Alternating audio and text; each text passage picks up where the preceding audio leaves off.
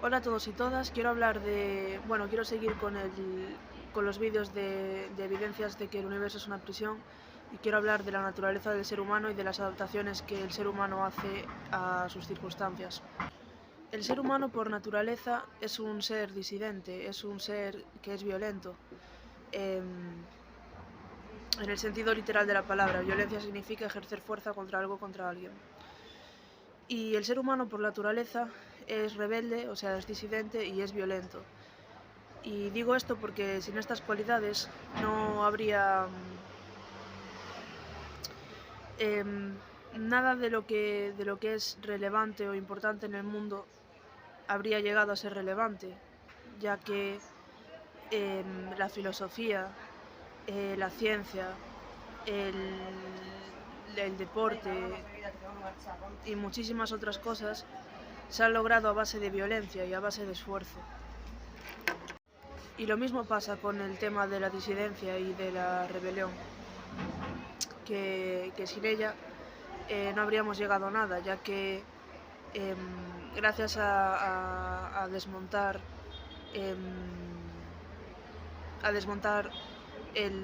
la realidad que nos rodea, el entorno que nos rodea y lo que ya está eh, fabricado, pues hemos conseguido eh, hacer cosas nuevas. Yo siempre digo una frase y me parece que es muy certera, y es que al final todo es una especie de lucha continua y siempre gana el corazón más fuerte. Y creo que hay varios tipos de violencia y de esfuerzo. Está la violencia física o el esfuerzo físico, que no solo se ve reflejado en el deporte, sino por ejemplo, las razas nórdicas pues han hecho un esfuerzo físico para adaptarse a sus condiciones de frío. Eh, las tribus de África que no tienen agua han hecho han hecho también un esfuerzo físico para adaptarse a esas condiciones, y así con todo. Y hay violencia, quiero hablar también de la violencia conceptual y mental, que esto es tan simple, es algo que estamos ejerciendo todo el tiempo, es algo tan simple como a ti se te ocurre una idea y quieres desarrollarla, y para eso ejerces, es como si fueras a cazar esa idea, ejerces una violencia, o sea, un esfuerzo, una violencia contra ti mismo, y acabas desarrollando esa idea o ese concepto. Ahora bien, el problema es que todo hombre y toda mujer tiene hambre de verdad, de concluir la, la respuesta correcta sobre todos aquellos temas que nos que nos que tenemos en la cabeza dándole vueltas, todos los desafíos que nos encontramos en la vida. Y el problema es que en el mundo en el que vivimos esto se ve muy negado, ya que las filosofías que son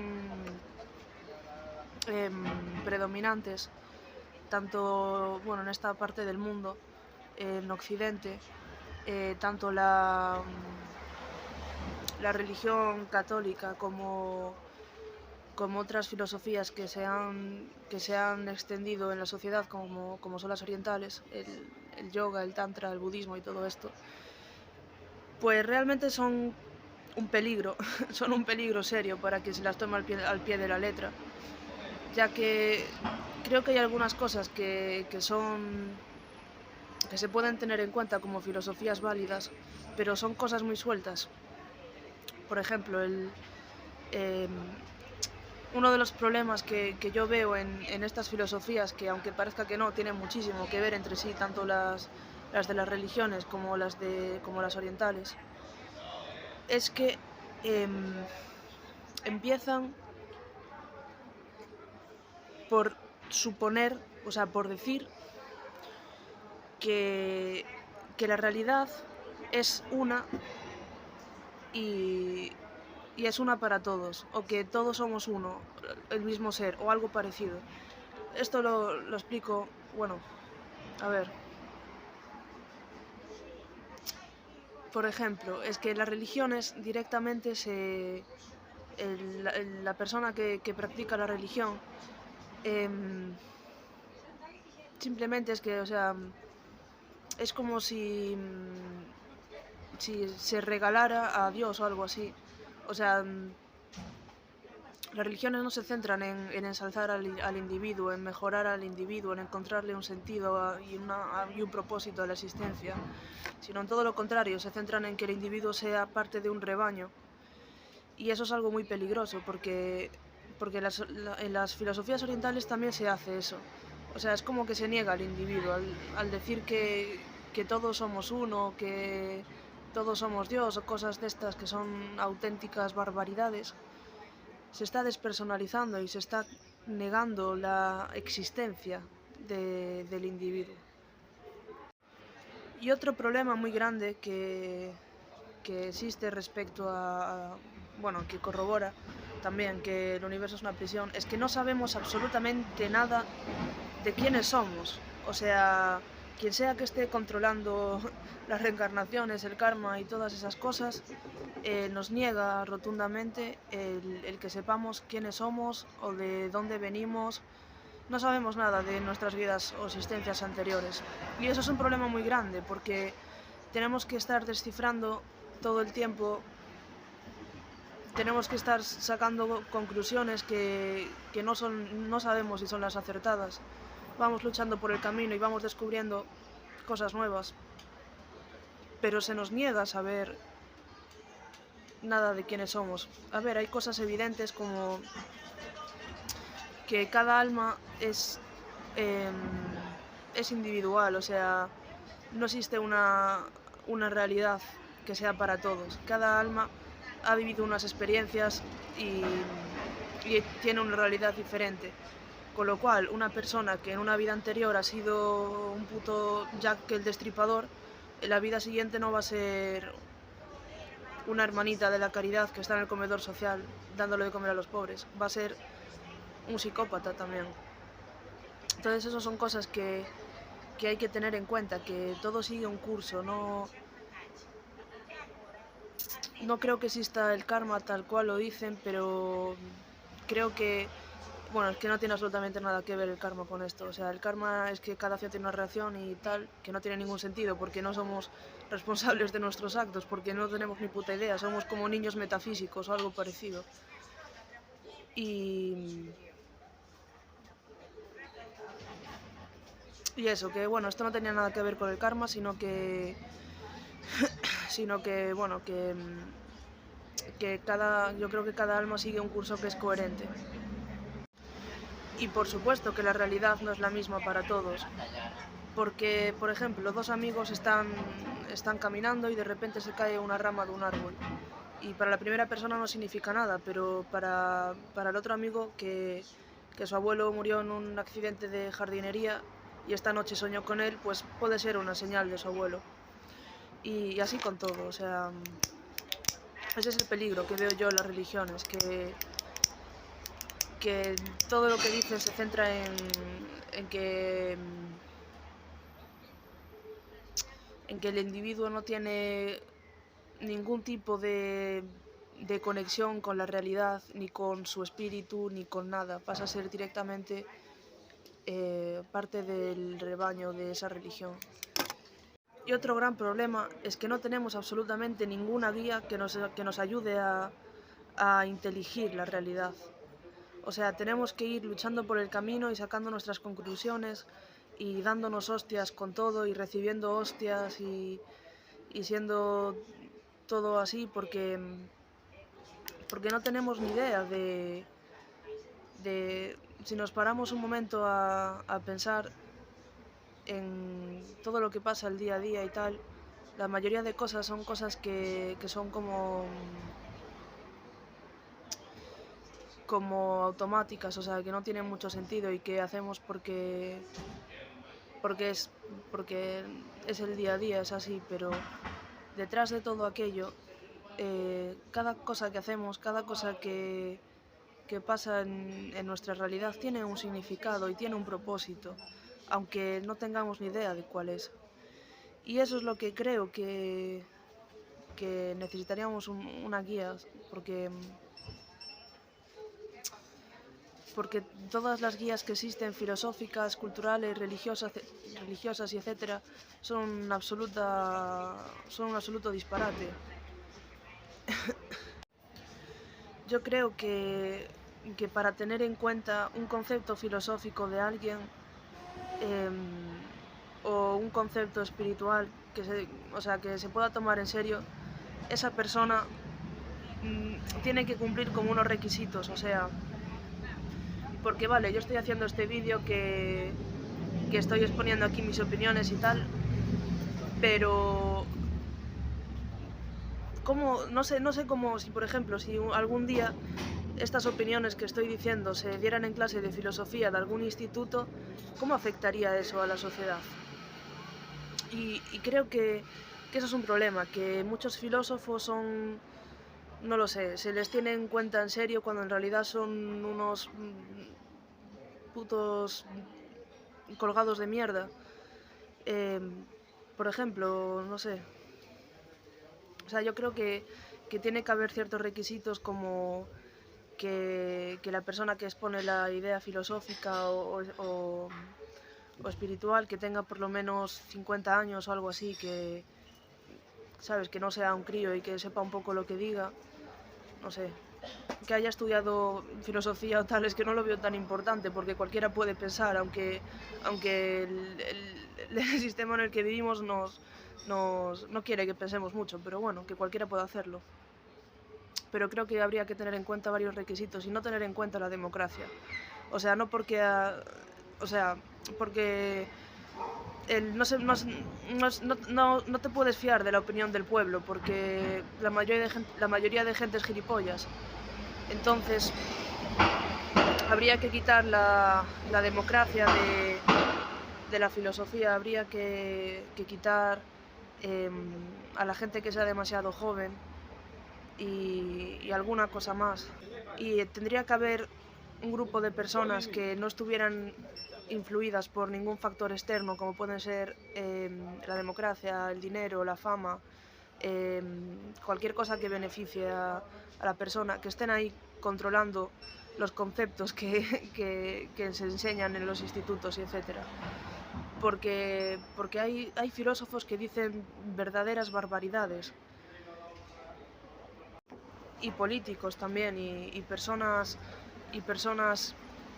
que son influyentes, que están contando verdaderas barbaridades, como lo de la biopolítica, que quieren decir que el género no es algo natural, sino que es una cosa política, en plan, que tú mañana te despiertas y, no sé, y a lo mejor es una chica y si mañana te despiertas y te da la gana, te llamas Manolo y tienes una polla de 3 metros, básicamente.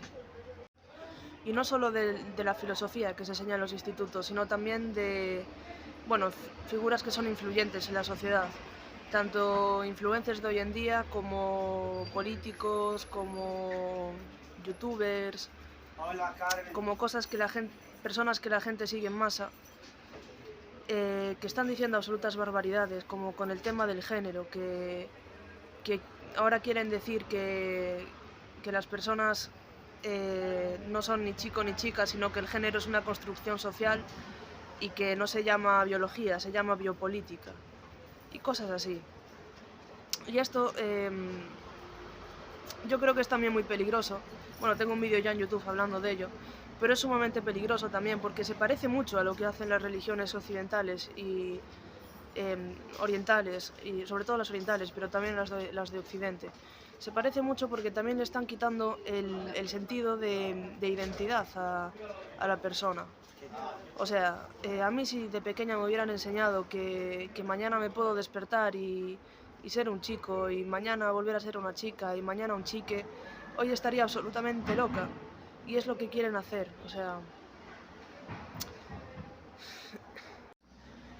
Y esto que acabo de contar está muy relacionado también con la ingeniería social y con la disidencia controlada. Que, bueno, esto es algo que es súper predominante. Por ejemplo, lo de la disidencia controlada, voy a poner un ejemplo que es súper claro, y es que hay personas que por naturaleza, como el ejemplo que puse de Jack el Destripador, pues una persona por naturaleza tiende a ser como como despreciativa, no, como que desprecia a, a personas que son de otra raza, ¿no? Por ejemplo, pues y tiene comportamientos de ese tipo. Pues esa persona, si tiene que escoger un sistema político, va a ser neonazi o fascista o algo parecido. Y otra persona que tenga unas tendencias que son más que se centren más en derechos sociales y cosas de esas, pues seguramente será comunista. Y esto es algo con lo que las élites juegan también, porque estas personas, tanto el neonazi como la comunista, adoptan unas ideologías políticas que no solo son políticas, sino que tienen una idiosincrasia terrible detrás. Como por ejemplo en el caso de la persona comunista, pues seguramente adopte la idiosincrasia que se mueve alrededor del comunismo, adopte lo del LGBTI friendly, biopolítica plus no sé qué hostias, seguramente adopte cosas de antirracismo, seguramente adopte cosas de vegetarianismo y tal. Y la persona que es neonazi adoptará idiosincrasias que se mueven alrededor del neonazismo. Y esto es algo que también está marcando y cohibiendo la identidad de esas personas. Y esto es aplicable a muchísimos grupos sociales y ideologías sociales. Y sobre todo la gente joven, porque yo creo que desde los 18 a los 20 y pico es cuando más manipulables somos. O sea que no sé, los que están ahí dirigiendo el cotarro son demasiado inteligentes, básicamente. Porque hacen lo mismo con la ingeniería social. O sea, un barrio que es de gitanos no es un barrio de gitanos por casualidad, sino porque el ayuntamiento ha hecho ahí, le ha regalado unas casas o ha puesto baratas unas casas y para gente de etnia gitana. O sea, no es casualidad que, yo qué sé, que en una zona de una ciudad haya más venta de droga, no es casualidad que en otra zona de la ciudad haya más bibliotecas. O sea, esto es todo ingeniería social y es algo que también nos mantiene atrapados, porque tú si has nacido en el barrio de gitanos va a ser muy difícil que salgas del barrio de gitanos. Y si has nacido en la zona donde hay más bibliotecas y la gente tiene un estilo de vida más acomodado y más tranquilo, pues va a ser muy difícil que ayudes, por ejemplo, no sé, que desarrolles, por ejemplo, una sensibilidad hacia la gente pobre, cosas así. Vale, y ahora quiero hablar de las adaptaciones físicas. Y es algo que también está mutando, porque hoy en día, bueno, a ver, voy a hablar de adaptaciones físicas de hombres y de mujeres. Y es que hoy en día, por ejemplo, los hombres nacen con 10 veces menos testosterona que los años 80. O sea que esto se está cargando también gran parte de la sociedad, porque la testosterona es una hormona que es súper importante, que básicamente es que ha levantado el mundo la testosterona, ¿sabes? Entonces, eso se lo están cargando también, están cargándose los géneros en general, porque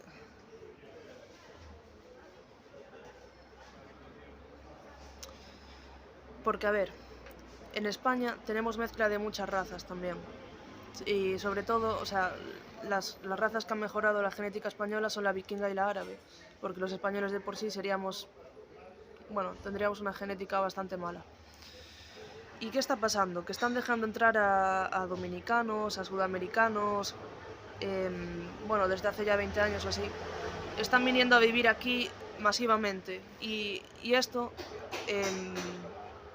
es algo que lacra la genética de España, porque estas razas tienen una genética horrible y no creo que sea...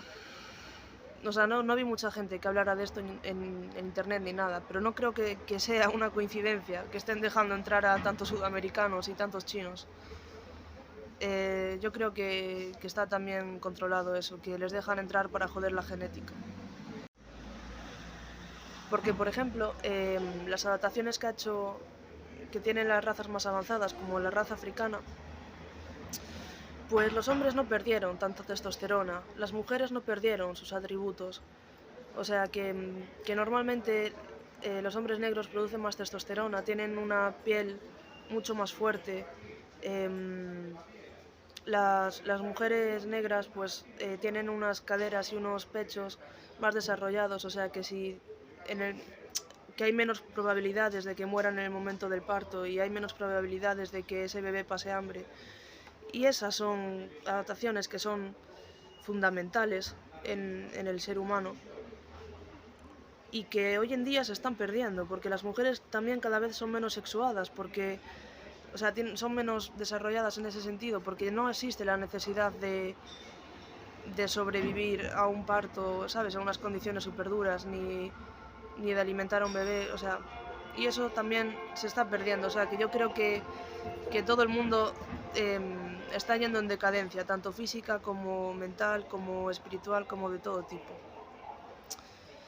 Y esto es parte de... Bueno, esto es un problema actual, no creo que sigamos así dentro de 1000 años, pero es parte de la prisión que es la existencia.